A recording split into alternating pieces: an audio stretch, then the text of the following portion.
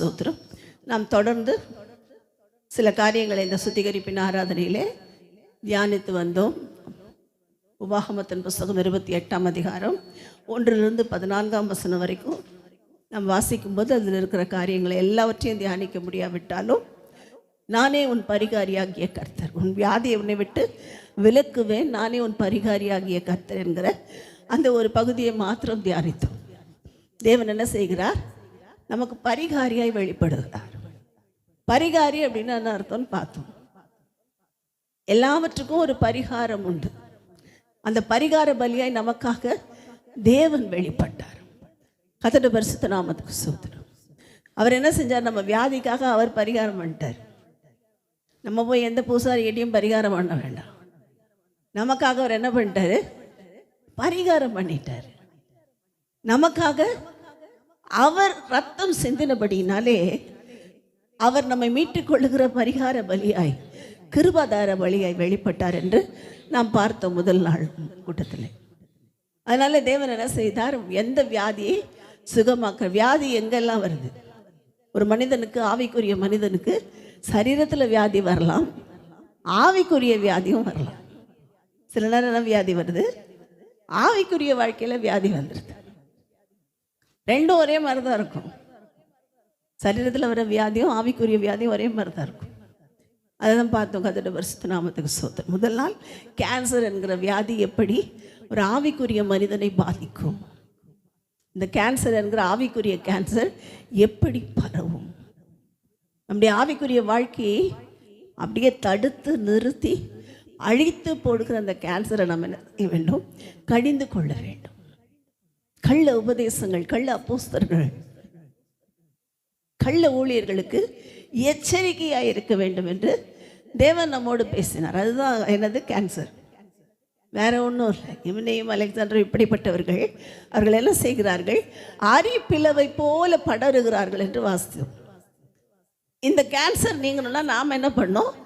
ஆவிக்குரிய வாழ்க்கையிலே இன்னும் வேதத்தை ஆராய்ந்து தேவனை இன்னும் கிட்டி சேர்ந்து தேவனுக்காக ஓடும்போது தேவன் அந்த வியாதி, ஆவிக்குரிய கேன்சரை நீக்கி போடுவாருங்கிறதையும் பார்த்தோம்.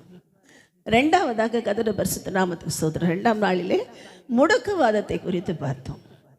ஒரு மனிதன் என்ன செய்ய முடியும்? கால் கையெல்லாம் இருக்குது, ஆனால் செயல்படவே முடியல. காரணம் என்ன? அவனுக்கு முடக்குவாதம், பேரலிட்டிக் அட்டாக். எல்லாம் தெரியுது. ஆவிக்குரியவர்கள் ஓடுகிற ஓட்டம் தெரிகிறது, பூமி கடைசி நாளில் வந்திருக்குன்னு தெரியுது, நம்ம எல்லாம் போராட்டத்தில் இருக்கோம் தெரியுது, எல்லாம் தெரியுது. ஆனால் ஜெபிக்க முடியல. எல்லாம் தெரியுது, செயல்பட முடியல. எல்லாம் தெரியுது, ஊழியம் செய்ய முடியல. என்ன ஆயிடுச்சு? Paralytic attack. இந்த அட்டாக்கை நாம் எப்படி நிவர்த்தியாக்குகிறது என்பதையும் ஆவியானவர் நமக்கு சொல்லி கொடுத்தார். கர்த்தருடைய பரிசுத்த நாமத்துக்கு ஸ்தோத்திரம். நம்ம என்ன செய்ய வேண்டும்? இந்த அட்டாக்லேருந்து வெளியே வரணும்னா நமக்கு பரிசுத்த ஆவியினுடைய புதிதாக்குதல், நம்முடைய சிந்தையை ஆளுகை செய்ய வேண்டும் என்கிறதையெல்லாம் பார்த்தோம். அதெல்லாம் அந்த யூடியூப்பில் போட்டிருக்கேன், பார்த்துக்கோங்க. கர்த்தருடைய பரிசுத்த நாமத்துக்கு ஸ்தோத்திரம். 3ஆம் நாளிலே கர்த்தருடைய ஆவியானவர் நமக்கு என்ன பேசினார்? சப்பானிகளை குறித்து பேசினார். இந்த சப்பானிகள் எப்படியெல்லாம் தேவாலயத்துக்கு போக விடாமல் தடுப்பார்கள். இவங்களும் போக மாட்டாங்க, மற்றவங்களையும் போக மாட்டாங்க. அப்போ சபைக்கு போகிறது மாத்திரம் இல்லை, பரலோகத்துக்கு போகிறதுக்கும் தடுப்பாங்க. இவங்க பேர் தான் சப்பானி. இந்த ஆவியை நாம் எப்படி மேற்கொள்ள முடியும்? ஜெபத்தினாலும் உபவாசத்தினாலும் என்று இவ்வகை பிசாசு வேறு விதத்தினாலும் போகாது என்கிறதையும் ஆவியானவர் சொல்லி கொடுத்தார். இந்த 3 நாள் மெசேஜை திரும்ப நான் சொல்ல போகிறதில்லை. கர்த்தருடைய பரிசுத்த நாமத்துக்கு ஸ்தோத்திரம். இந்த நாளிலே ஆவியானவர் என்னோடு கூட சொன்னதை நான் சொல்ல விரும்புகிறேன். கடைசியாக ஒரே ஒரு அட்டாக் மாத்திரம் வரக்கூடாது யாருக்கும். இது மற்ற எல்லாம் பார்த்துமே அதெல்லாம் கொஞ்ச நாள் உயிர் இருக்கும். இந்த ஹார்ட் அட்டாக் வந்தால் பிரச்சனை. ஆவிக்குரிய வாழ்க்கையை என்ன அட்டாக் வந்துடக்கூடாது? ஹார்ட் அட்டாக் வந்துடக்கூடாது. அதுக்கு என்ன பண்ணணும்? நமக்கு அதிகமாக ஆவிக்குரிய கொழுப்பு ஏறிடக்கூடாது, ஆவிக்குரிய பெருமை ஏறிடக்கூடாது, நான் தான் பெரிய ஆளுங்கிற எண்ணம் நமக்குள்ளே வந்துடக்கூடாது. அது என்ன செய்யும்? நமக்கு ஹார்ட் அட்டாக், ஆவிக்குரிய ஹார்ட் அட்டாக்கை கொடுத்துரும். ஆனால் அது வராதபடிக்கு இந்த நாள் நம்மை தாழ்த்தி ஒப்பு கொடுப்போம். கர்த்தருடைய பரிசுத்த நாமத்துக்கு ஸ்தோத்திரம். எல்லாவற்றுக்கும் மேலாக நாம் புதிய வருடத்துக்குள் போகிறபடினாலே புதிய வருடத்தின் வாக்குத்தத்தத்தையும் நாம் பார்க்க வேண்டியிருக்கு. பரிகாரியாய் வெளிப்படுகிற தேவன் பாகம் 28ஆம் அதிகாரம் முழுவதையும் வாக்கு பண்ணியிருக்கிற கர்த்தர் நம்மோடு கூட என்ன சொல்லுகிறார் என்றால், நான் ஏன் இதெல்லாம் செய்கிறேன்னா உங்களை அழிக்கிறதுக்கு அல்ல, நான் உங்கள் பேரில் பிரியமாக இருக்கிறேன். ஏன் தேவன் பரிசுத்தப்படுத்துகிறாரா? தேவன் நம் பேர்ல ரொம்ப பிரியமா இருந்தால் தான் பரிசுத்தப்படுத்துவார். நம்ம யாராவது வெளியில் ரோட்டில் போகிற பிள்ளைங்களை கூப்பிட்டு அடிச்சு மண்ணில் கை வைக்காது, இதை பண்ணாது அதை பண்ணாத அடிப்போமா, அவங்க வீட்டு ஆளுங்க சண்டைக்கு வந்துடுவாங்க. யாரை தான் அடிப்போம்? நம்ம பிள்ளையை தான் அடிப்போம். மண்ணில் கை வைக்காது, ஒழுங்காக உட்கார், சத்தம் போடாத, பேசாத. யாரை தான் அடிப்போம்? நம்ம பிள்ளையை தான் அடிப்போம். அப்படியே தேவன் நம் பேரில் பிரியமாக இருக்கிறபடினாலே, நாம் அவருடைய பிள்ளைகளாக இருக்கிறபடினாலே அவருடைய பிரியத்தை வெளிப்படுத்தும்படி தான் நம்ம என்ன செய்கிறார்? 2 அடி கொடுக்குறார். நம்ம அழிக்கிறதற்கு அல்ல. கர்த்தருடைய பரிசுத்த நாமத்துக்கு ஸ்தோத்திரம். புதிய வருஷத்தில் தேவன் அவருடைய பிரியத்தை அதிகமாக வெளிப்படுத்துவேன் என்று சொன்னார். அவர் நம்மேல் வைத்திருக்கிற அந்த பிரியம் இருக்கிறதே, அது போதும். இந்த உலகத்தில் எத்தனை கோடி கொடுத்தாலும் கிடைக்காத ஒரு பிரியம், அந்த பிரியம் போல எங்கேயுமே கிடைக்காது. கர்த்தருடைய பரிசுத்த நாமத்துக்கு ஸ்தோத்திரம். அவர் என்ன செய்கிறார்? நம்ம மேல் பிரியமாக இருக்கிறார். அவர் நம்ம மேல் பிரியமாக இருக்கும்போது நமக்கு என்னெல்லாம் நடக்கும் அப்படின்னு வேதத்தில் நிறைய தியானித்திருக்கிறோம். கர்த்தருடைய பரிசுத்த நாமத்துக்கு ஸ்தோத்திரம். வேதத்தை எடுத்து வாசிங்கன்னா தானியேலின் புஸ்தகத்தில் 9ஆம் அதிகாரத்தில் வாசிக்கிறோம். தானியேலை பார்த்து தேவதூதன் சொல்லுகிறார், பிரியமான புருஷனாகிய தானியேலே, நீ மிகவும் பிரியமானவன். அதில் எழுதப்பட்டிருக்கும் எப்படி? நீ மிகவும் பிரியமானவன். அவன் மிகவும் பிரியமானவனா இருந்ததுனால என்ன நடந்தது? வேண்டிக் கொள்ள தொடங்கின போது அங்கிருந்து ஆர்டர் வந்துருச்சு. அவர் அப்பதான் ஜெபம் பண்ண ஸ்டார்ட் பண்றாரு. எப்பதான் ஸ்டார்ட் பண்றாரு? அப்பதான் ஸ்டார்ட் பண்றாரு. ஆண்டவரே, தேவனே, எங்களை மன்னித்து எங்களை ரட்சித்து எங்களை பரிசுத்தமாக்கும், எங்களுக்கு விடுதலை தாரோன்னு ஜெபம் பண்ண ஆரம்பிக்கிறார். ஆரம்பிக்கும் போதே தேவதூதன் வந்து சொல்லுகிறார், பிரியமான புருஷனாகிய தானியேலே, நீ எப்போ ஸ்டார்ட் பண்ணியோ அந்த செகண்டே பரலோகத்திலிருந்து கட்டளை வெளிப்பட்டது. கர்த்தருடைய பரிசுத்த நாமத்தை. அப்போ நம்ம பிரியமா இருந்தா அடுத்த வருஷத்தில் நம்முடைய தேவன் என்ன செய்வார்? நம் தேவனுக்கு பிரியமாய் நடந்து கொள்ளும் போது நம்முடைய ஜெபத்தை அந்த செகண்ட்ல கேட்பார். ஏன் நடக்கல? ஏன் செய்யல? ஏன் ஆண்டவர் அமைதியா இருக்கார் அப்படின்னு கேட்கவே மாட்டோம். இன்னொன்று என்ன, தேவனுக்கு பிரியமானவர்கள் அவருக்கு பிரியமானதை குறித்து தான் ஜெபம் பண்ணுவோம். ஏன் பிரியத்தை மாத்திரம் சொல்ல மாட்டாங்க, நம்ம பிரியத்தை மாத்திரம் ஆண்டவர்கிட்ட சொல்ல. நிறைய பேர் அப்படி ஒரு ரகம் இருக்காங்க. ஆண்டவரே, நான் எந்த பொண்ணுன்னா கல்யாணம் பண்ணிக்கிறேன், ஆனால் அது யாராக இருக்கணும்? நான் நினைக்கிற அந்த ரோசியா இருக்கணும். சாரி, இங்கே யாரும் ரோசி இல்லை. கர்த்தருடைய பரிசுத்த நாமத்துக்கு ஸ்தோத்திரம். நான் எந்த பையனாக அது எந்த பையனாக தான் இருக்கணும். இவங்களுக்குன்னு ஒரு தனி காரியம் வச்சிருப்பாங்க, தனி எண்ணம் வச்சிருப்பாங்க. அவரோட பெரிய என்னன்னு கேட்க மாட்டாங்க.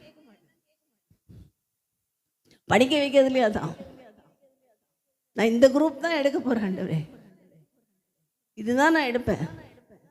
இவங்களுக்குன்னு ஒரு பிரியம். ஆனால் சொல்லும் போது, ஆண்டவரே, நிற்பேன் உங்களுக்கு பிரியமானதெல்லாம் செய்ய எனக்கு போதித்தரணும். நீ நல்லா என்னை செம்மையான வழியில் நடத்துவாராக. ஜெபம் பண்ணுறது ஒன்று, செய்யறது ஒன்று. கர்த்தருடைய பரிசுத்த நாமத்துக்கு ஸ்தோத்திரம். அப்போ ஜெபம் கேட்கப்படாது. தானியேல் மிகவும் பிரியமானவனாக இருந்ததற்கு காரணம், சிங்ககேபியில போடப்படுவோம் என்று தெரிந்தும் ஜெபத்தை நிறுத்தாத மனிதன். கண்டிப்பா போடுவாங்க சிங்ககேபிக்குள்ள, தெரியும். அப்பயும் தைரியமா பலகணிகள் திறந்திருக்க தான் முன் செய்து வந்தபடியே ஜெபத்தை நிறுத்தாத மனிதன். கணக்கு வழக்கு எல்லாத்துலயும் பெர்ஃபெக்டா இருந்தார். ஒரு தப்பு கிடையாது, ஒரு பொய் கணக்கு கிடையாது. கொஞ்சம் மாத்தி எழுதுறது, கொஞ்சம் ராஜாவுக்கு கொஞ்சம் தெரிஞ்சு தெரியாம ஏமாத்துறது, இந்த வேலையே கிடையாது தானியேலுக்கு. ஒரு புறத்தில் மனிதர்களிடத்திலும் பிரியமாய் நடந்து கொண்டார், இன்னொரு புறம் தேவனிடத்திலும் பிரியமாய் நடந்து கொண்டார். அதனால தான் தேவன் சொல்லுகிறார், நீ மிகவும் பிரியமான. இப்போ இன்றைக்கு தேவன் நம்மிடத்தில் எதிர்பார்க்கறதெல்லாம் அவருக்கு மிகவும் பிரியமான ஒரு வாழ்க்கை வாழ வேண்டும். நாம் அவருக்கு மிகவும் பிரியமானவர்களாய் வாழ கற்றுக்கொள்ள வேண்டும். அதோட பரிசுத்த நாமத்துக்கு ஸ்தோத்திரம். அப்போ இன்றைக்கு தேவன் எதிர்பார்க்கிறதெல்லாம் அவருக்கு பிரியமாக தான் வாழ்கிறோமா? நம்மளை செக் பண்ணி பார்த்துக்கலாம். அவருக்கு பிரியமானவர்களாக தான் வாழ்கிறோமா? ஆண்டவரே, நான் செய்கிறதெல்லாம் உங்களுக்கு பிரியமாக இருக்கா? என்னைக்காவது கேட்டிருக்கோமா? பழைய வருஷத்தில் என்னைக்காவது கேட்டிருக்கோமா? நான் பேசுறது நமக்கு பிரியமாக இருக்கா ஆண்டவரே? நடக்கிறது நமக்கு பிரியமாக இருக்கா ஆண்டவரே? இதெல்லாம் செய்கிறேன்னு நமக்கு பிரியமாக இருக்கா? சாப்பாடு செஞ்சால் எத்தனை தரம் கேட்குறோம் பிள்ளைங்கள, அம்மா பிரியாணி நல்லா இருக்கா, உப்பெல்லாம் கரெக்டாக இருக்கா? அது சாப்பிட்டுட்டு வேணும்னே குறை சொல்லும். நல்லா இருக்க பிரியாணி நல்லா இல்லைன்னு சொல்லுவோம். ஆனாலும் என்ன பண்ணுவோம்? நல்லா இருக்கா, நல்லா இருக்கா. ஏன்னா அவங்களுக்கு பிரியமாக சமைக்கிறோமா?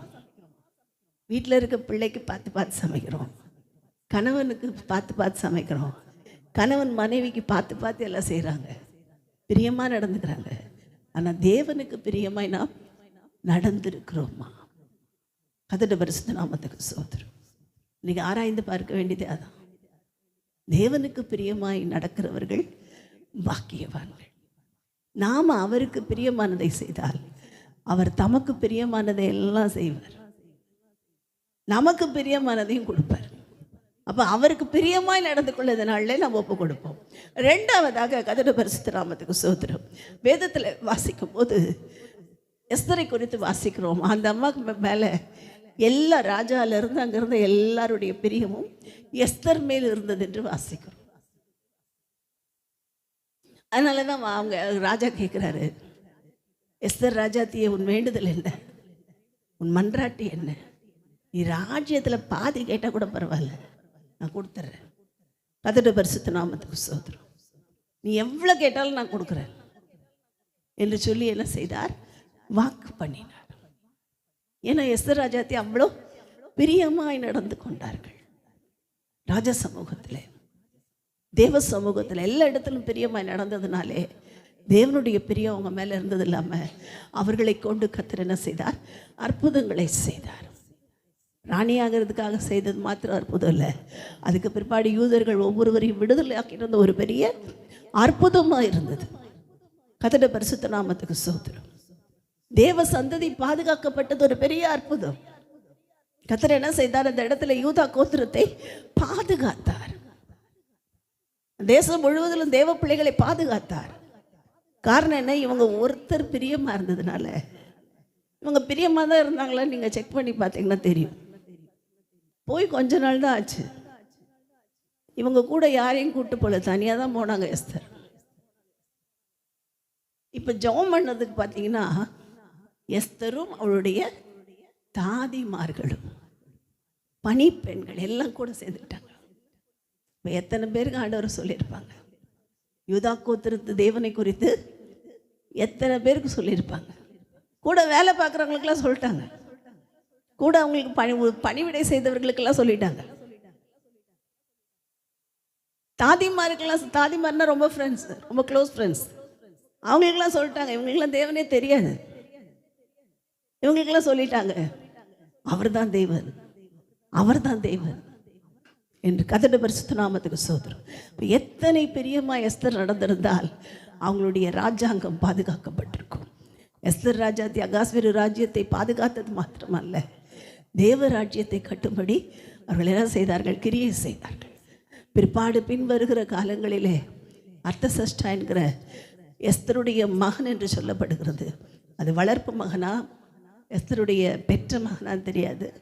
அந்த ராஜா வந்து தான் சிறுவேல் ஜனங்களை திரும்ப விடுதலையாக்கி எருசலேமுக்கு வர வைத்தார் என்று சொல்லப்படுகிறது.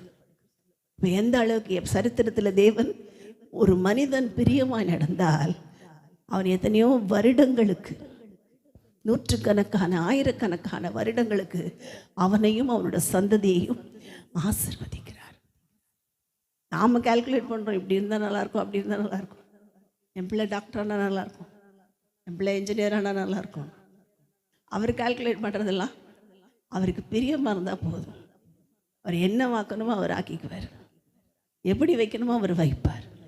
இந்த நாளிலே தேவன் சொல்கிறது, அவருக்கு பிரியமாக இருக்க வேண்டும் என்றால் நாமும் நம்மோடு இருக்கிறவர்களுக்கு சுவிசேஷம் அறிவிப்போம்.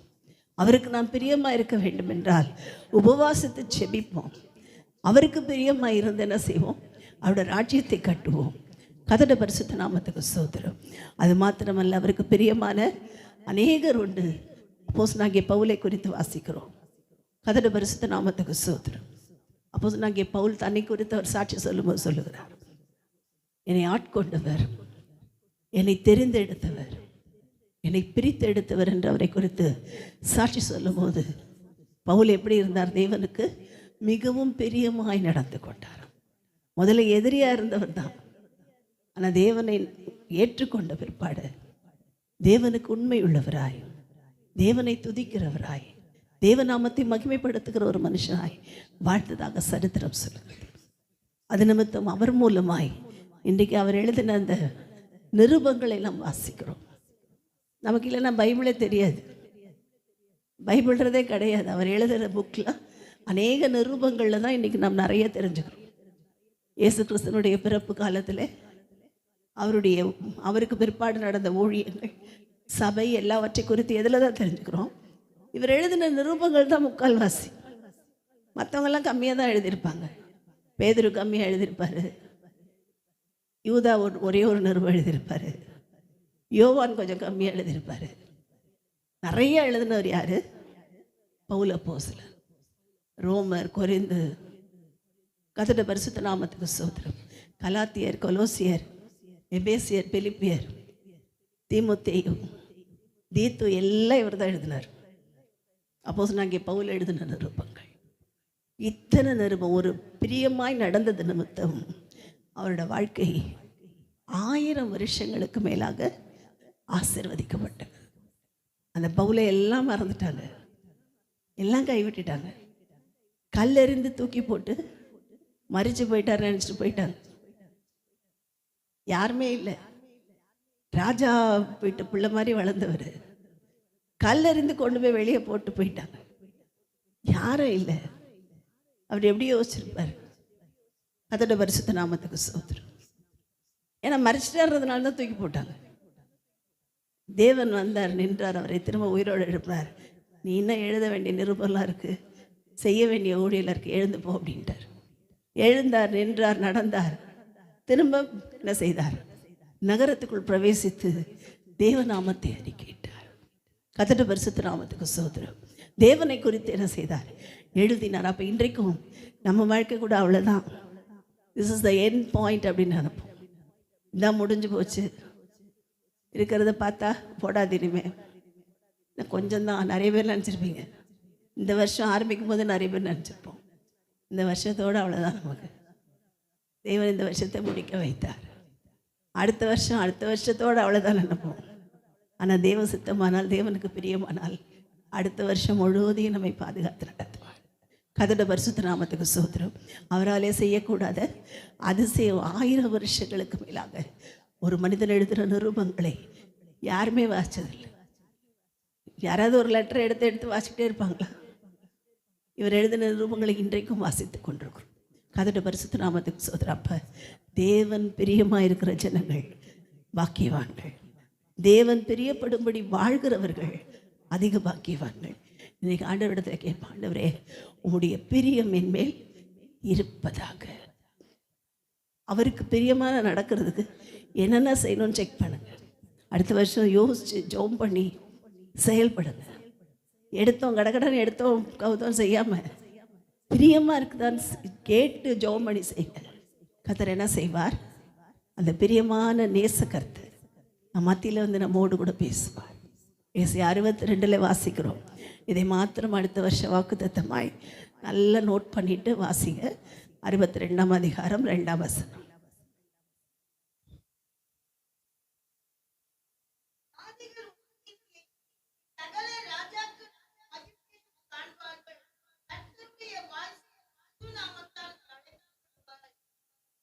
அடுத்த வசனம் வாசிங்க.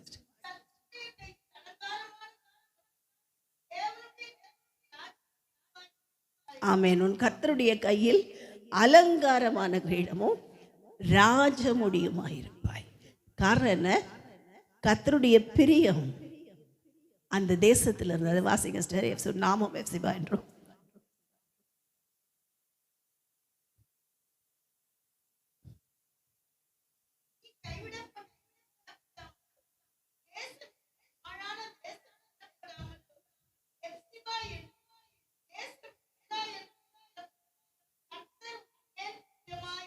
ஆமேன். கர்த்தர் உன்மேல் பிரியமாய் இருக்கிறதுனாலே அவருடைய வாய் சொல்லு புது நாமத்தால் அழைக்கப்படுவோம்.